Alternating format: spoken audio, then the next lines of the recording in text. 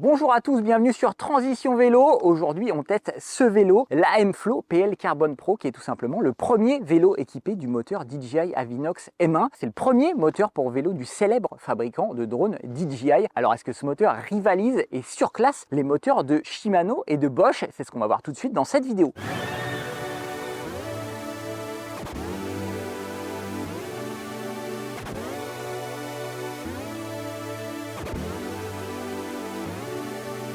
Avant de commencer, n'oubliez pas de vous abonner à la chaîne, c'est important pour nous. Alors merci beaucoup.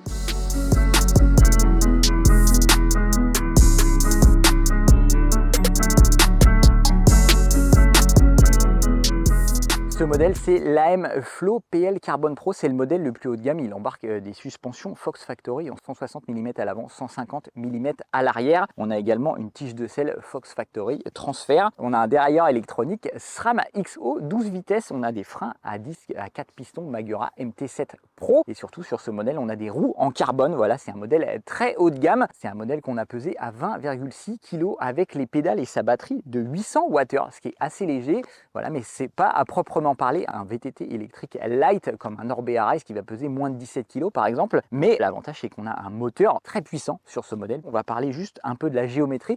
On a une géométrie all mountain assez polyvalente. C'est un vélo qui va être bon un peu partout, assez bon en montée, assez bon en descente. C'est vraiment un vélo à tout faire qu'on a beaucoup aimé. En revanche, ses suspensions, alors on ne sait pas si on n'a pas le niveau, mais en tout cas elles sont un peu rigides à notre goût en suivant les recommandations de réglage fournies par le fabricant. On a trouvé la fourche à l'avant un peu dure et l'amortisseur un peu dur à l'arrière. Peut-être qu'il faut rentrer encore plus dedans pour en profiter. En tout cas, on a tout ouvert à l'avant pour avoir un peu plus de confort. On a modifié un peu le réglage à l'arrière pour récupérer un peu également de moelleux. Globalement, c'est un vélo qui se conduit quand même très bien. C'est très agréable. La grosse force de ce vélo, c'est bien évidemment le moteur DJI Avinox M1. C'est vraiment la grosse différence par rapport aux autres vélos du marché puisque c'est tout simplement le premier vélo équipé de ce moteur. C'est un moteur qui développe 105 Nm de couple pour une puissance maximum de 1000 watts. Voilà, depuis la dernière mise à jour qu'on vient d'effectuer sur le vélo. En comparaison, le Bosch Performance Line CX 2025, quand il sera mis à jour en juillet, pourra délivrer 100 Nm de couple pour une puissance maximum de 750 watts. Le modèle Bosch pèse 2,8 kg, le modèle DJI 2,52 kg sur le papier. Tout est en faveur du modèle DJI, mais la puissance ne fait pas tout, puisque sans contrôle, on sait très bien que la puissance n'est rien. Et DJI est impressionnant sur ce point-là, puisqu'on a un système sur le disque à l'arrière qui va permettre de contrôler. On a un capteur de rotation de roue en fait, et ce qui est vraiment impressionnant, c'est le contrôle de motricité qu'a ce moteur. On n'est jamais pris en défaut. On a roulé majoritairement en mode turbo par défaut, plutôt en 105 Nm de couple avec une puissance maximum de 850 watts. Et c'est franchement impressionnant. On peut monter, gravir des côtes vraiment techniques avec des racines en pédalant tranquillement à 70 tours par minute. Donc on est assez tranquille au niveau des pédales et ça monte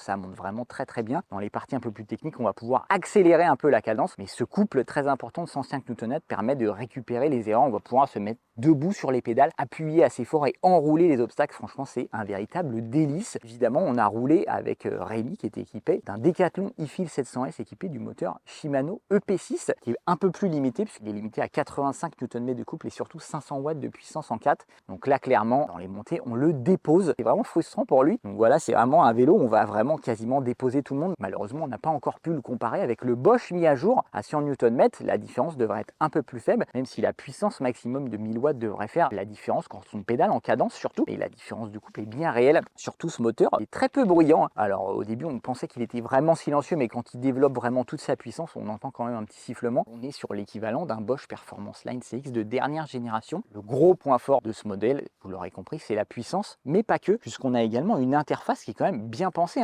On a quand même quelqu'un qui est nouveau sur le marché du VTT, mais qui a une grosse expérience dans la high-tech avec ses drones, ses caméras, etc. Donc on a deux commandes à l'avant. On a une commande qui va servir à gérer les modes d'assistance, l'autre qui va permettre de faire défiler les informations sur l'écran qui est sur le tube supérieur. Voilà, un écran OLED de 2 pouces tactile, ce qui fait toute la différence puisqu'on va pouvoir changer les modes directement avec ses petits doigts et on va pouvoir accéder aux paramètres et tout paramétrer depuis l'écran sans sortir son smartphone, et ça c'est quand même plutôt pas mal. On a également un port USB-C pour recharger un périphérique, caméra d'action, son smartphone, etc. Il y a une autre fonction qu'on a également appréciée, c'est le fait de pouvoir personnaliser tous les écrans. On peut vraiment ajouter beaucoup d'écrans avec beaucoup d'informations sur un écran. On peut aller jusqu'à 8 informations sur l'écran et il y a vraiment beaucoup d'informations proposées. Vraiment, ils ont été très loin dans la personnalisation. personnalisation. Autre point différenciant, le système embarque un emplacement pour une carte SIM. Donc si on met une carte SIM avec un petit forfait, un forfait à 1, 2, 3 euros, avec une connexion 3G, 4G, on va pouvoir connecter son vélo et pouvoir le repérer, le géolocaliser à n'importe quel endroit. Donc s'il est volé, on va pouvoir le géolocaliser. Et si on met pas de carte SIM, on a quand même aimé la fonction alarme. En fait, on va verrouiller le vélo avec un code et dès que quelqu'un touche le vélo, il se met à biper et c'est quand même assez fort, hein. On l'entend, c'est quand même assez pénible. Et en fait, on trouve ça très pratique puisque souvent, quand on part en VTT, on n'a pas forcément envie d'emmener un antivol avec soi. Et par exemple, quand on fait la petite pause à la boulangerie pour aller acheter son sandwich ou son pain au chocolat,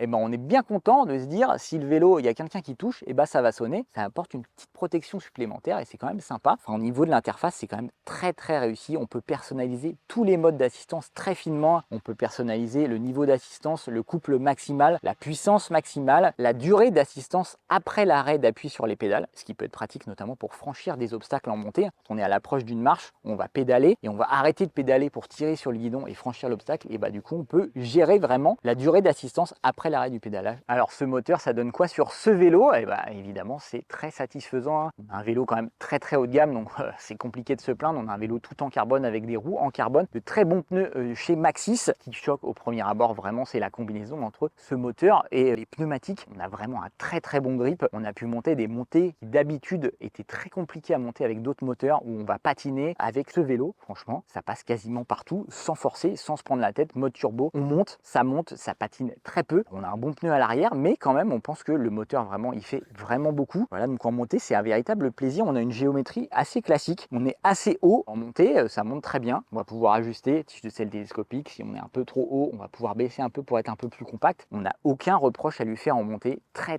bon grip, c'est surtout ça qui nous a impressionné. En descente, ça descend très bien. Les suspensions, avec les réglages conseillés, c'est quand même un peu dur. On a dû les assouplir un peu, mais ça se comporte quand même très bien. On a quand même un peu de poids à l'avant. La batterie de 800 Wh monte assez haut, donc on pense qu'elle monte un peu trop haut et qu'elle offre un peu de poids sur l'avant. On avait pris quand même un petit peu plus de plaisir sur un Rise par exemple, qui est un peu plus agile en descente, mais là on a un vrai moteur full power avec une bonne autonomie. On y reviendra bientôt. Côté freinage, les Magura MT7 Pro, franchement c'est très compliqué de les prendre en défaut. En tout cas sur ce vélo, on n'a eu aucun problème. Très progressif et à la fois très puissant. Ça arrête le vélo quasiment instantanément. Très bon montage. On a très peu de choses à dire en même temps. Il faut dire que le vélo coûte 10 000 euros. Alors en termes d'autonomie, qu'est-ce que ça vaut? On va pas dire qu'on était déçus, mais quand même un peu. On a pu faire 50 km avec 1000 mètres de dénivelé positif avec la batterie intégrée de 800 Wh. C'est la même autonomie qu'a réussi à faire Rémi en me suivant avec son Decathlon iFit 700S et une batterie de seulement 630 Wh et son moteur Shimano EP6. Donc voilà, on voit bien que la puissance du moteur DJI a un coût énergétique important qui va consommer environ 16 Wh par kilomètre contre 12 Wh par kilomètre pour le Shimano. Ça reste une bonne autonomie pour un vélo, clairement. 50 km, ça fait une bonne grosse sortie de 3 heures. On va être bien et surtout, le gros point fort de ce vélo, c'est quand même le chargeur 12 ampères. Alors là, c'est du jamais vu sur le marché du vélo, clairement. On a pu recharger entièrement la batterie en 2h30 et on peut récupérer 75% de l'autonomie en 1h30 seulement. On va pouvoir aller déjeuner, charger le vélo pendant qu'on déjeune. 1h30, on récupère 75% de l'autonomie. C'est tout simplement énorme en comparaison chez Bosch. Il faut 6 heures pour recharger une batterie de 800 Wh avec le chargeur 4 ampères. Attention, la batterie n'est pas amovible. Pour la sortir, il faut vraiment démonter le moteur et la sortir, donc c'est très compliqué. C'est vraiment une batterie qui est conçue pour être fixe dans le vélo. Voilà, il faut savoir aussi que DJI propose une autre batterie de 600 Wh, mais qui n'est pas proposée par le fabricant de vélo Aimflow, et c'est une batterie qui pèse 1 kg de moins, donc ça pourrait être intéressant dans certaines pratiques. Donc sentiment mitigé, voilà, il y a quand même globalement une très bonne autonomie. On s'attendait à mieux avec 800 Wh, mais c'est le prix pour avoir de la puissance. Évidemment, on pourra augmenter l'autonomie en descendant les modes. Nous, on fait l'autonomie toujours en mode turbo avec l'assistance au maximum. On pourra augmenter encore l'autonomie en passant en mode trail ou en mode auto. Alors cet Aimflow PL Carbone Pro, est-ce qu'on le conseille?